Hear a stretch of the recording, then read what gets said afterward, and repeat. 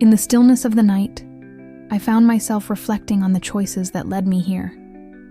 Today, I'll share the story of how my relationship with Richard, once my greatest source of happiness, became a labyrinth of control and uncertainty. My journey to reclaim my independence began with a single brave decision. Will I have the strength to navigate this maze and find my way back to the confident, self-assured person I used to be? If you've ever felt lost in a relationship, hit the like button and subscribe for more stories of hope and transformation. The sound of plastic hitting the hardwood floor echoed through the living room as Tommy, my 8-year-old, dropped his favorite action figure. His sister, Emily, 6, clutched her stuffed unicorn tightly, her bottom lip quivering. The silence that followed was deafening, broken only by the ticking of the grandfather clock in the corner, a wedding gift from what now felt like a lifetime ago. "Mommy, Daddy promised he'd take us to the zoo today?" Emily's voice wavered, her big brown eyes brimming with unshed tears. "He said we'd see the new baby elephants." I knelt down, my heart breaking as I watched disappointment cloud their young faces. The smell of the chocolate chip cookies I'd baked earlier, a futile attempt to lift their spirits, wafted from the kitchen, now seeming almost mocking in its cheerfulness. "I know, sweetheart," I said, trying to keep my voice steady. Sometimes plans change. But hey, why don't we have our own adventure right here at home?" Tommy's shoulders slumped as he picked up his discarded toy. "It's not the same, Mom. Dad always has something important come up. Always." The bitterness in his voice, so out of place in a child so young, made my stomach churn. I pulled them both into a tight hug, feeling their small bodies tense against mine. As I held them, I caught a glimpse of our reflection in the living room mirror, a tableau of shared hurt and confusion. "I'm so sorry, my loves," I whispered, more to myself than to them. "I'm so sorry." The late afternoon sun streamed through the windows, casting long shadows across the room.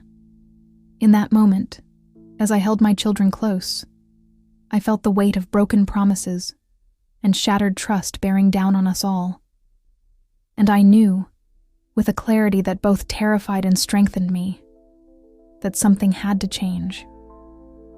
As I held my children, my mind raced with thoughts I couldn't voice aloud. How had we gotten here? How many more disappointments could their little hearts endure? I closed my eyes, trying to steady my breathing. This isn't fair. They shouldn't have to deal with this. They're just kids, for God's sake. The familiar anger bubbled up inside me, hot and urgent. "Richard, how could you do this to them? To us?" I could feel Tommy's fingers gripping the back of my shirt, his silent way of seeking comfort. Emily's tears were dampening my shoulder. Their pain was palpable, and it fueled my determination. I have to protect them. I have to find a way to make this stop. Gently, I pulled back from our embrace, mustering a smile that I hoped looked more convincing than it felt. "Who wants to help me make dinner?" I asked, my voice sounding strained even to my own ears. As we moved to the kitchen, I felt a familiar tension settling between my shoulder blades. I reached for a cutting board, the weight of it in my hands grounding me. The rhythmic sound of the knife against the board as I chopped vegetables became a focus point, helping to calm the storm of emotions inside me. I need to talk to someone. A lawyer? A therapist? Both? The thoughts swirled as I methodically prepared our meal. There has to be a way to shield them from this manipulation. I watched as Tommy half-heartedly stirred the pasta sauce, his usual enthusiasm noticeably absent. Emily sat at the kitchen table, coloring with less vigor than usual, her crayon moving listlessly across the paper. The sight steeled my resolve. I put down the knife and moved to wrap an arm around each of them, pulling them close. The familiar scent of their shampoo filled my nostrils as I pressed a kiss to each of their heads. "I love you both so much," I whispered fiercely. more than anything in this world. And I promise you, I'm going to make things better." As the words left my mouth, I felt a shift inside me. It wasn't just a comforting platitude for my children. It was a vow to myself. Things would get better, because I would make them better. I had to. The pasta bubbled on the stove, steam rising in lazy spirals. As I turned to tend to it, my jaw set with determination. The time for merely reacting was over. Now, it was time to act. As I stirred the pasta, the steam rising from the pot seemed to blur my vision, transporting me back to happier times. Memories flooded my mind, bittersweet reminders of what once was and what could have been. I remembered the day Richard and I first met at a local charity event. His charming smile and infectious laugh had drawn me in immediately. We'd spent hours talking that night, sharing our dreams and hopes for the future. I could still feel the butterflies in my stomach from our first kiss under the twinkling lights of the event's garden. Our whirlwind romance had been like something out of a fairy tale. Long walks in the park, surprise picnics, and late-night conversations that lasted until dawn. Richard had been attentive, caring, and seemed to anticipate my every need. When he proposed 6 months later, I didn't hesitate to say yes. The wedding was perfect, a small, intimate affair surrounded by our closest friends and family. I could still picture Richard's face as I walked down the aisle, his eyes brimming with tears of joy. We'd promised each other a lifetime of love, support, and partnership. It felt like the beginning of our happily ever after. When Tommy was born 2 years later, Richard had been the epitome of a doting father. I smiled, remembering how he'd pace the nursery for hours, cradling our newborn son and singing softly to him. He'd change diapers without complaint, get up for midnight feedings, and still manage to surprise me with breakfast in bed. "You're Wonder Woman," he'd say, kissing my forehead as he handed me a steaming mug of coffee. "Let me take care of you both." Emily's arrival had only seemed to strengthen our family bond. Richard would come home from work and immediately get down on the floor to play with the kids. He'd build elaborate block towers with Tommy, have tea parties with Emily, and read bedtime stories doing silly voices for each character. I remembered one particular Sunday afternoon, about a year before things started to change.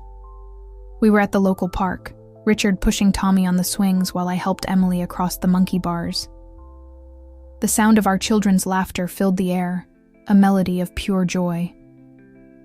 "Look at them, Jess," Richard had said, his eyes shining with pride.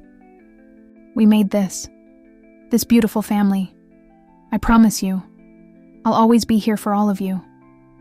Nothing's more important than this." At that moment, with the warm sun on my face and my family around me, I truly believed we had it all. A loving marriage, beautiful children, and a future full of promise. We were living the dream we'd talked about on that first night we met. Attention. Jessica Brown, 35 years old, medium height, soft features, light skin, long chestnut hair often tied in a loose ponytail, wears casual sweaters, and jeans in soft earth tones. A resilient, kind-hearted mother rediscovering her strength. Richard Brown, late 30s, tall, well-groomed, fair skin, short dark blonde hair, always neatly styled, dresses in crisp business attire, a charming yet manipulative ex-husband with a controlling edge. Tommy Brown, 8 years old, small build, light skin, short brown hair, messy and boyish, usually in colorful t-shirts and sneakers, thoughtful and sensitive, struggling with disappointment and loyalty. Emily Brown, 6 years old, petite, fair skin with rosy cheeks, long light brown hair and soft curls, often with a bow or headband, wears pastel dresses or leggings, sweet, emotional, and longing for her father's attention. Dr. Martinez, mid-40s, average build, olive skin, dark wavy hair with some gray, kind eyes behind glasses, wears professional yet warm-toned clothing, a calm, empathetic therapist guiding the family toward healing. Sarah Johnson, Early 40s, tall, elegant, light brown skin, shoulder-length straight black hair, wears tailored suits in neutral colors, a confident, principled family lawyer who becomes Jessica's ally. The timer on the stove jolted me back to the present. As I drained the pasta, I felt a lump form in my throat. How had we gone from that picture-perfect family to this? The contrast between then and now was stark, almost cruel in its intensity. I glanced at Tommy and Emily, now setting the table quietly, their earlier excitement for the zoo trip long forgotten. The ache in my chest intensified. They deserved that attentive, loving father from my memories. We all deserved the family we once had. Taking a deep breath, I pushed the memories aside. Dwelling on the past wouldn't change our present. But maybe, just maybe, understanding how far we'd fallen could give me the strength to fight for a better future. "Dinner's ready, my loves," I called out, forcing cheerfulness into my voice. As we sat down to eat, I made a silent promise to my children. Somehow I would find a way to bring joy back into their lives, with or without Richard's participation. As we ate dinner, my mind continued to wander, this time focusing on moments I'd once dismissed but now recognized as early warning signs. The memories came in flashes, interspersed with the quiet clinks of forks against plates in our present-day kitchen. I remembered a sunny afternoon when Tommy was just learning to walk. He'd taken a tumble in the backyard, and I'd rushed to comfort him. "Oh, come on, Jess," Richard had said, his tone slightly mocking. "You're babying him. He needs to toughen up." At the time, I'd brushed it off as a difference in parenting styles. Now, watching Tommy push his peas around his plate, his usual vibrant energy subdued, I realized it had been the first hint of Richard's dismissive attitude towards my parenting. "Tommy, honey, try to eat a little more," I gently encouraged. The memory shifted to Emily's 3rd birthday party. I'd spent weeks planning it, wanting everything to be perfect for our little princess. "Don't you think this is a bit much?" Richard had commented, gesturing at the decorations. "She's not going to remember any of this. It's a waste of money." His words had stung, but I'd convinced myself he was just being practical. Now, observing Emily's downcast eyes as she half-heartedly ate her dinner, I recognized it as another instance of him belittling my efforts and decisions. "Emily, sweetie, what was your favorite part of school today?" I asked, trying to engage her. Another memory surfaced, a parent-teacher conference for Tommy. I'd expressed concern about his reading skills, but Richard had cut me off. "He's fine," he'd insisted to the teacher. "Jessica worries too much. I'm sure he'll catch up." The teacher had looked uncomfortable, and I'd felt small and insignificant. In the present, I watched Tommy struggle to cut his chicken, and I felt a pang of regret for not standing my ground back then. "Here, let me help you with that," I said softly, reaching over to assist him. One final memory flickered through my mind, a family dinner much like this one, but from happier times. I'd asked the kids to finish their vegetables before having dessert.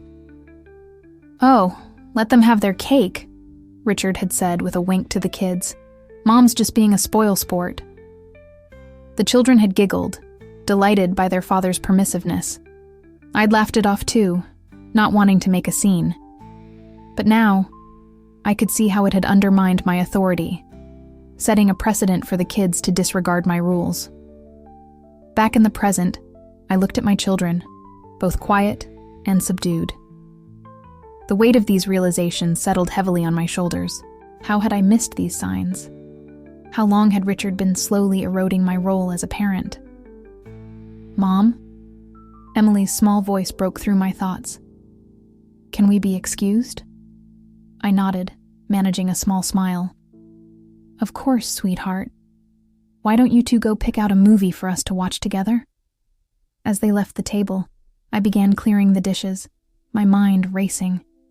All those little moments, those subtle jabs and undermining comments, they weren't just isolated incidents. They were part of a pattern a slow and insidious erosion of my confidence and authority as a parent.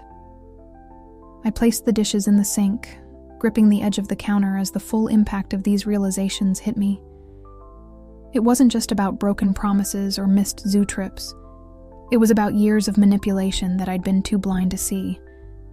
Taking a deep breath, I straightened my shoulders. The past couldn't be changed, but the future was still unwritten. Armed with this new perspective, I was more determined than ever to protect my children and reclaim my role as their mother. As I heard the opening credits of a movie start in the living room, I wiped my hands on a dish towel and headed to join my children. It was time to start rebuilding, one small moment at a time.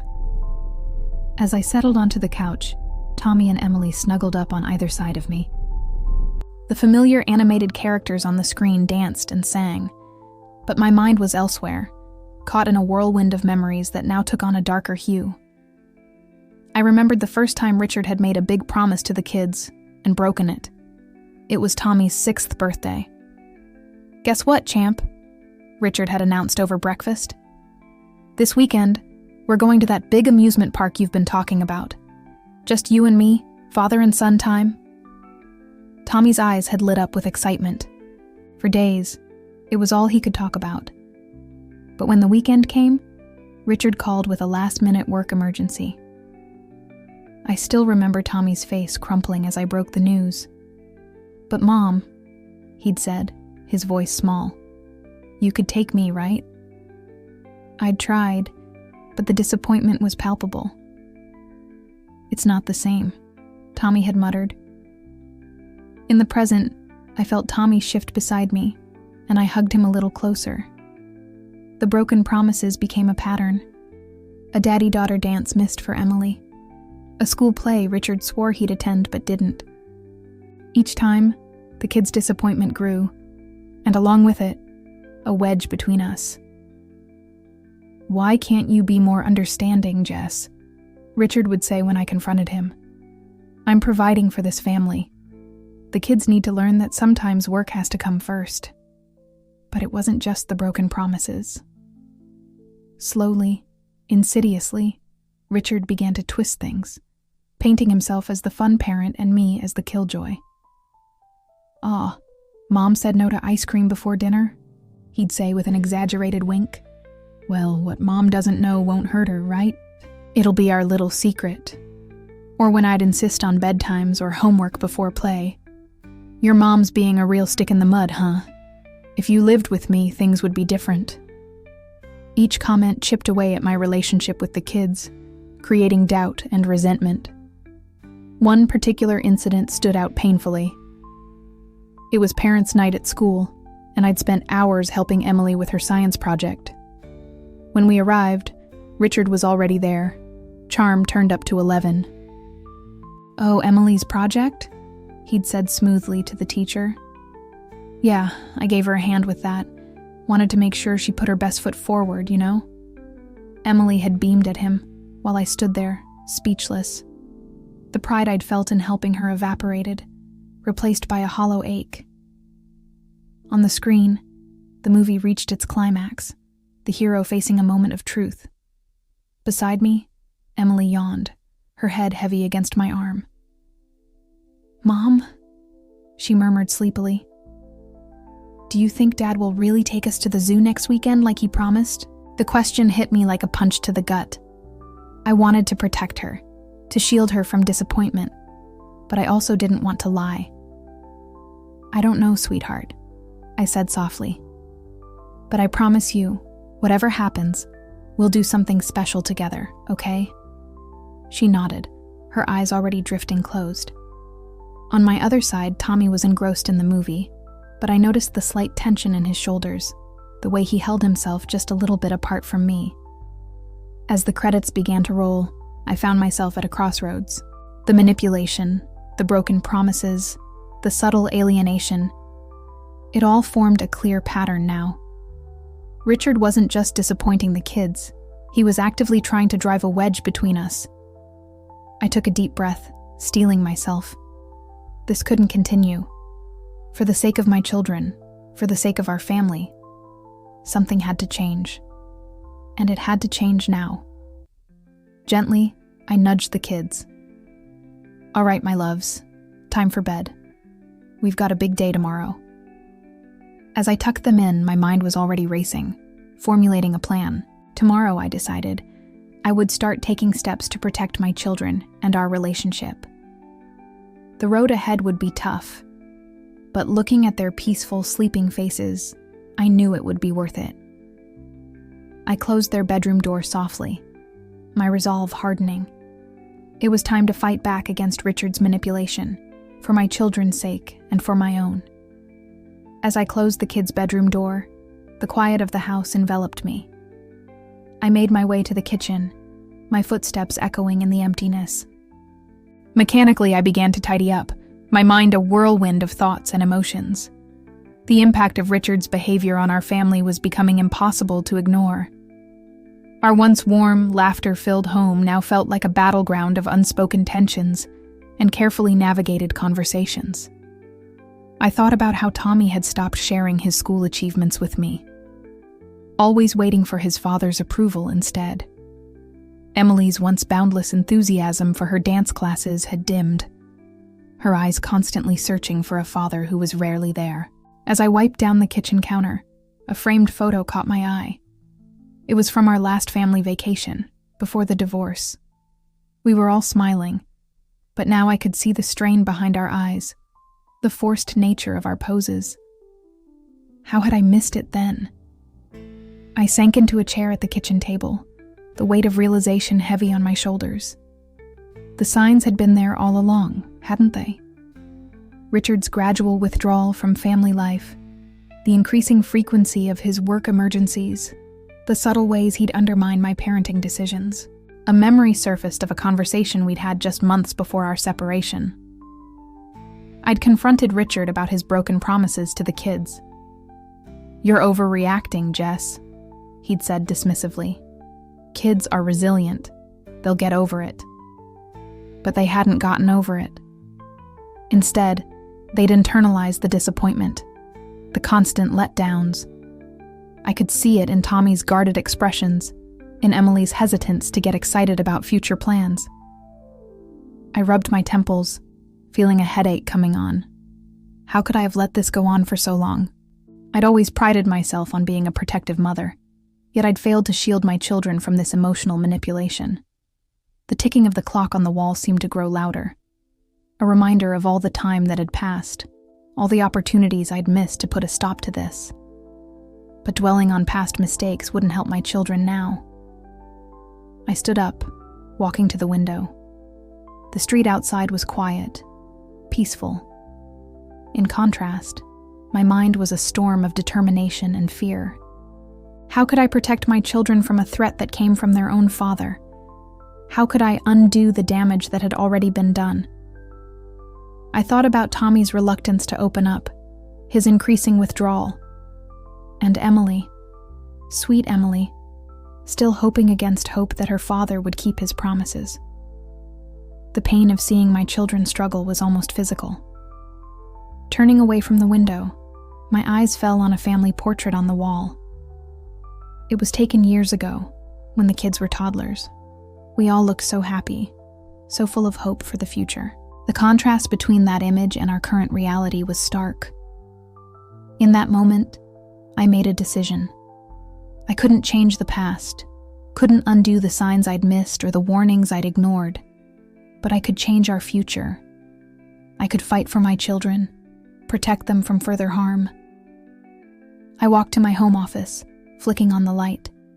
My laptop hummed to life as I opened it, the glow of the screen illuminating my determined face. It was time to take action. I began researching family therapists in our area, making a list of potential legal advisors who specialized in family law.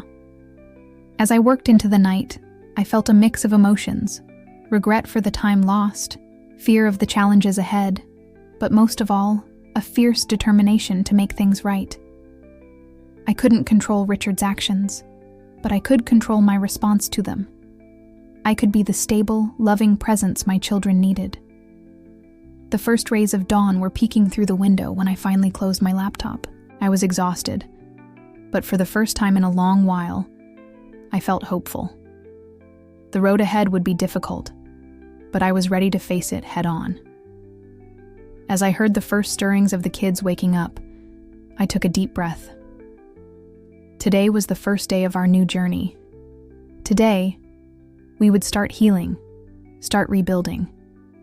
Together, we would create a new family dynamic, one built on trust, love, and unwavering support. With renewed purpose, I headed to the kitchen to start breakfast.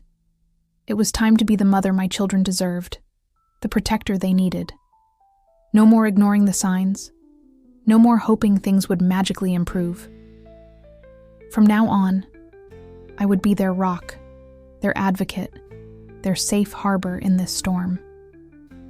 The smell of coffee brewing filled the air as I heard little feet padding down the stairs. I smiled, ready to face whatever challenges the day might bring. We were going to be okay. Different, perhaps, from what we once were, but stronger for having weathered this storm together. The day had finally come.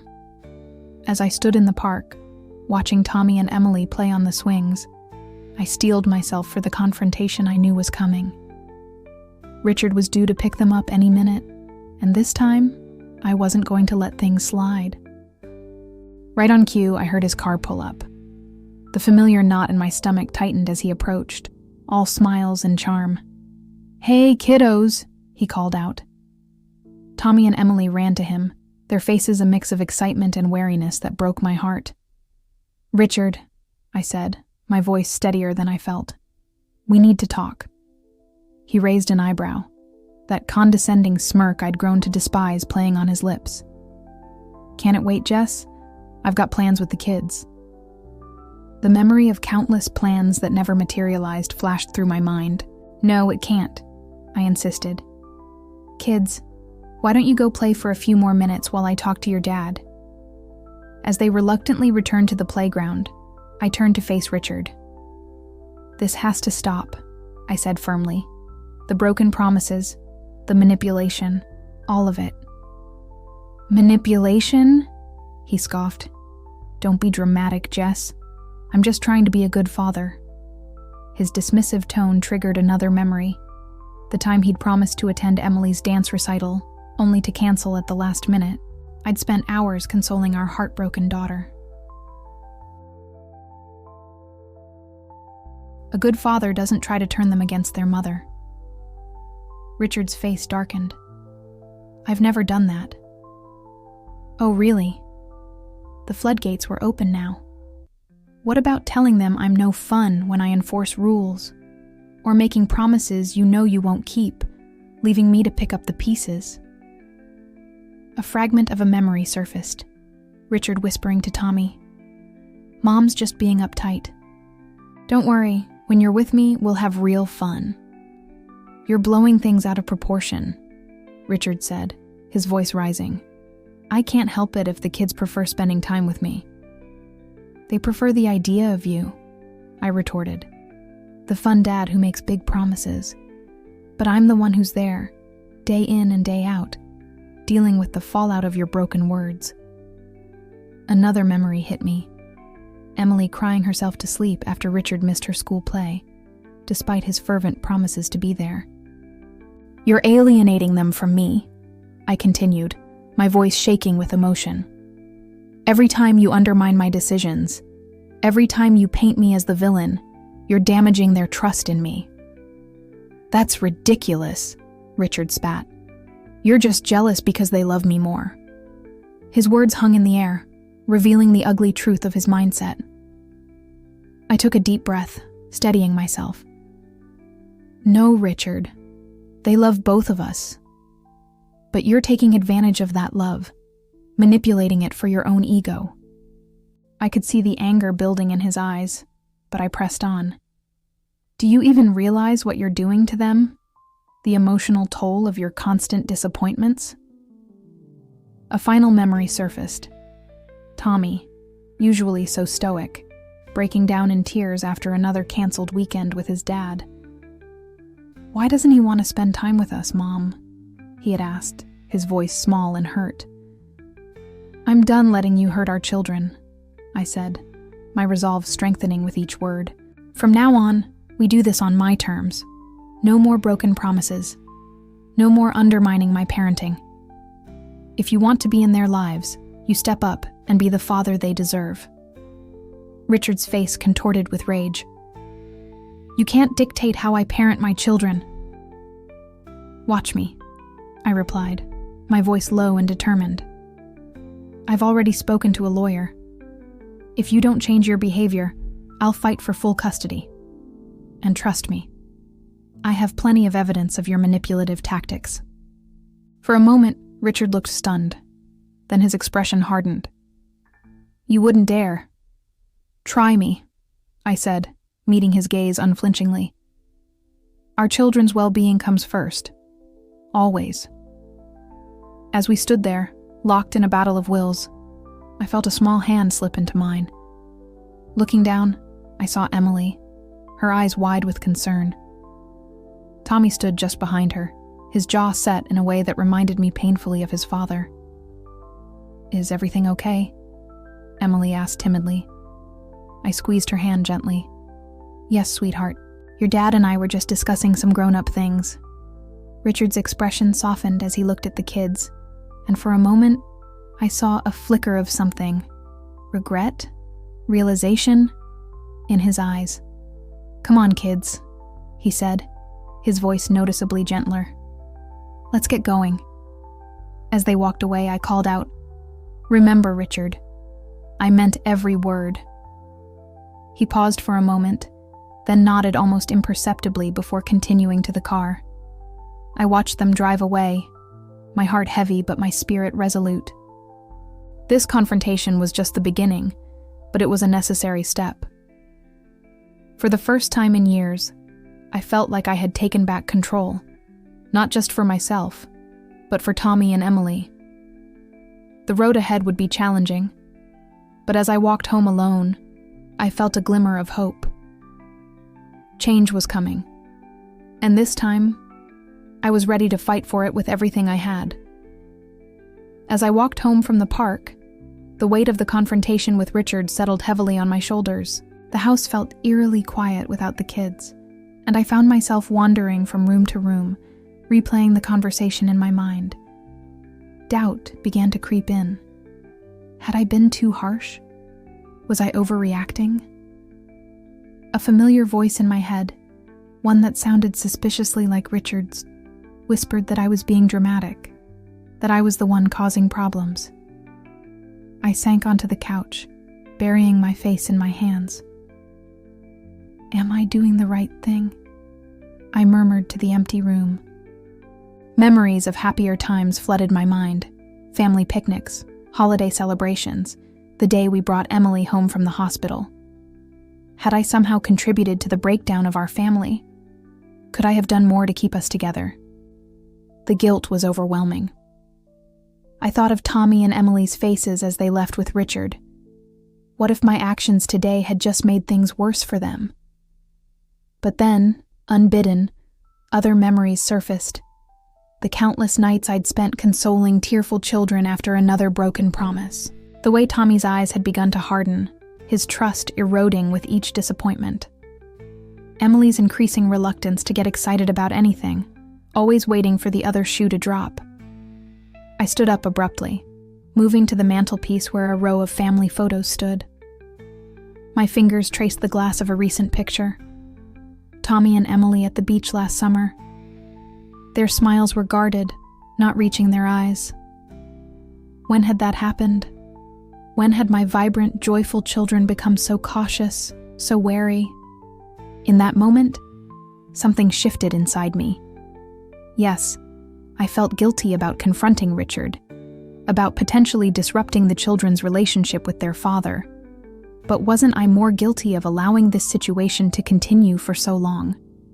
Of not protecting them from the emotional roller coaster they'd been on? I picked up the photo, holding it close. I'm sorry, I whispered, to the frozen images of my children.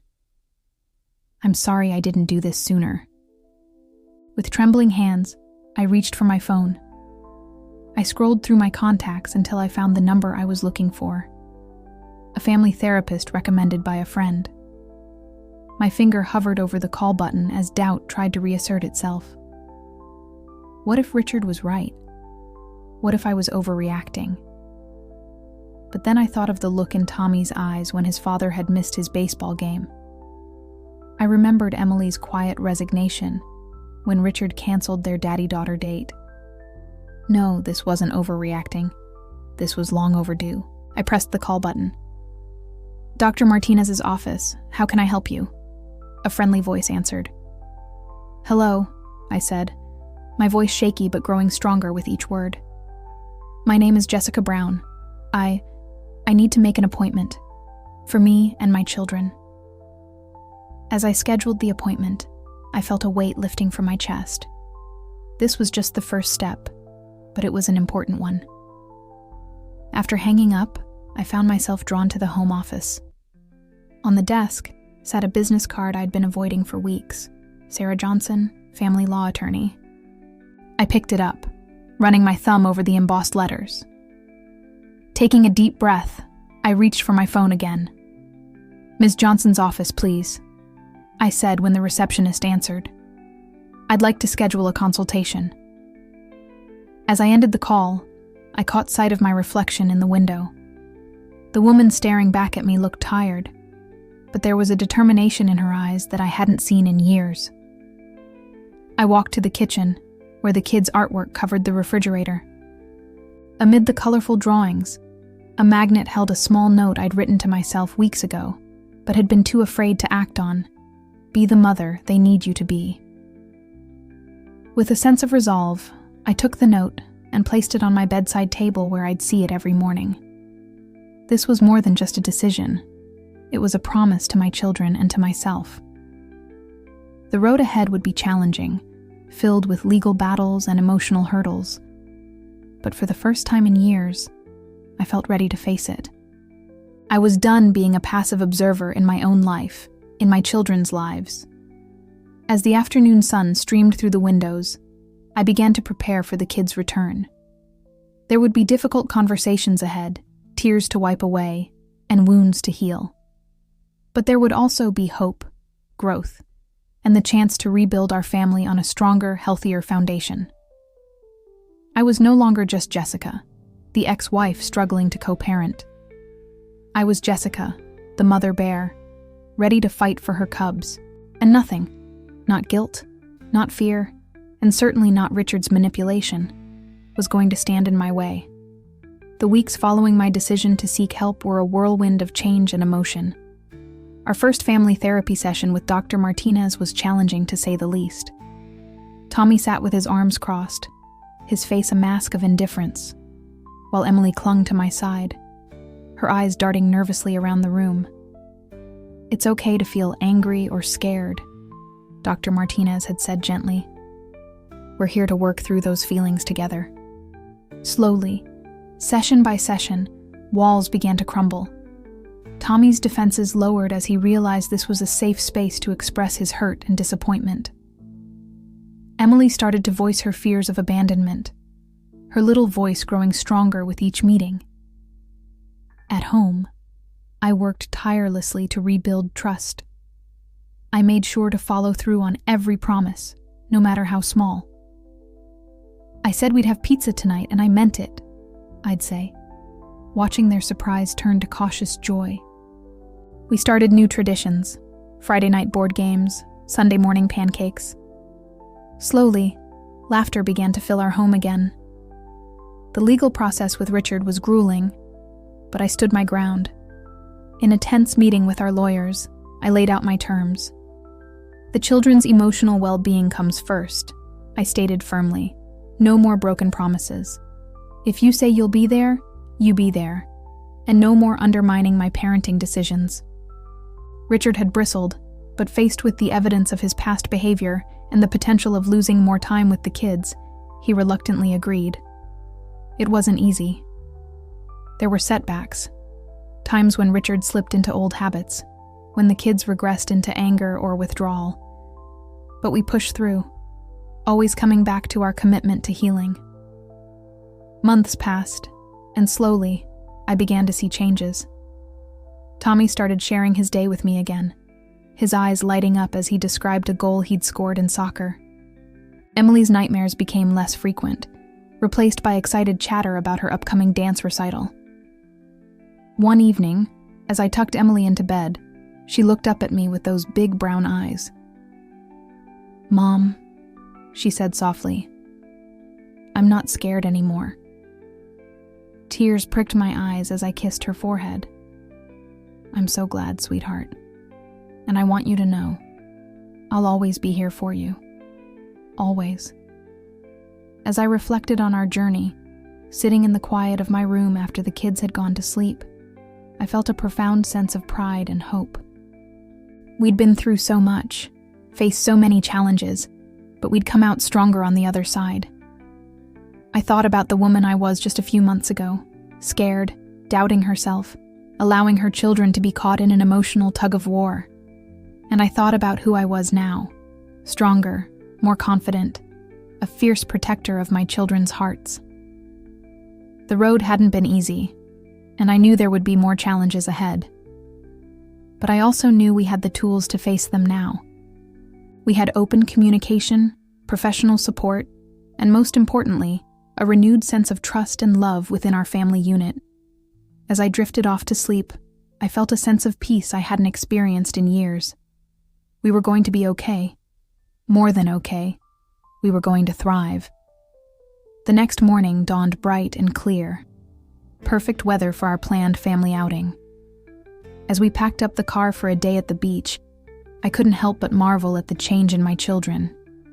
Tommy was cracking jokes, his laughter ringing out freely. Emily was singing along to the radio, her voice confident and joyful. As we drove, I caught their eyes in the rearview mirror, and the love I saw there made my heart swell. At the beach, we built sandcastles, splashed in the waves, and chased each other along the shoreline. As the sun began to set, painting the sky in brilliant oranges and pinks, I called the kids to me. We sat together on our beach blanket, sandy and sun-kissed, watching the waves roll in. I put an arm around each of them, pulling them close. "I want you both to know how proud I am of you," I said softly. "We've been through a lot, but look at us now. We're stronger than ever." Tommy leaned his head on my shoulder, a gesture that would have been unthinkable a few months ago. "Thanks, Mom," he murmured, "for everything." Emily snuggled closer. "I love our family," she said simply. As we sat there, the three of us together, I felt a profound sense of peace and rightness. We had weathered the storm, faced our fears, and come out stronger on the other side. Our family might look different now, but it was filled with more love, trust, and understanding than ever before. The sun dipped below the horizon, marking the end of a perfect day. But for us, it felt like a beginning. A new chapter in our story, one filled with hope, strength, and the unbreakable bond of family. As we packed up to head home, I took one last look at the ocean, its vastness reminding me of the journey we'd been on and the limitless possibilities that lay ahead. With a smile, I turned back to my children, my heart, my home, my everything. "Ready to go?" I asked. Their enthusiastic "yes" was all the answer I needed. Hand in hand, we walked back to the car, ready to face whatever the future might bring, together. As I sit here, reflecting on our journey, I can't help but wonder about you, dear reader. Our story may be unique, but the challenges we faced are far from uncommon. So I'd like to take a moment to reach out to you directly. Have you ever found yourself in a situation similar to mine? Have you experienced the subtle, insidious effects of manipulation within your family? It's a painful reality that many of us face, often in silence. But remember, you're not alone. I want to ask you, how do you protect your children in difficult situations? It's a question I grappled with for far too long, and I know many of you might be struggling with it right now. Whether it's dealing with a manipulative ex-partner, navigating complex family dynamics, or simply trying to maintain your children's emotional well-being in challenging times, the path isn't always clear. But here's what I've learned. Your instincts as a parent are powerful. Trust them. If something feels wrong, it probably is. Don't be afraid to seek help, to reach out for support. It doesn't make you weak. It makes you strong. If my story resonates with you, if you see echoes of your own experiences in our journey, I urge you to take action. Don't wait as long as I did. Reach out to a therapist, consult with a family law attorney, or connect with support groups in your area. You don't have to face these challenges alone. And for those of you who might be watching a friend or loved one go through something similar, your support can make all the difference. Sometimes, just knowing someone believes in you can give you the strength to take that first step towards change. I'd love to hear your stories, your experiences, your triumphs and struggles. Sharing our journeys not only helps us heal, but can also provide hope and guidance to others who might be at the beginning of their own paths to recovery. If you found value in our story, if it touched you or made you think, I'd be so grateful if you could share it with others who might benefit from hearing it. Follow this channel for more stories of resilience and hope, and don't forget to like and subscribe to show your support. Your story matters, your voice matters, and you have the power to create positive change in your life and the lives of your children. Thank you for being a part of our journey. Stay strong, trust yourself, and never give up on the possibility of a brighter tomorrow. Together, we can break the cycle of manipulation and build healthier, happier families. And hey, our conversation doesn't have to end here. There's another powerful story waiting for you in the recommended video on your screen. I encourage you to check it out. It might just be the next step in your own journey of healing and growth. So, until next time, take care of yourself. I'll see you in the comments, and hopefully, in the next video. Stay strong, my friends.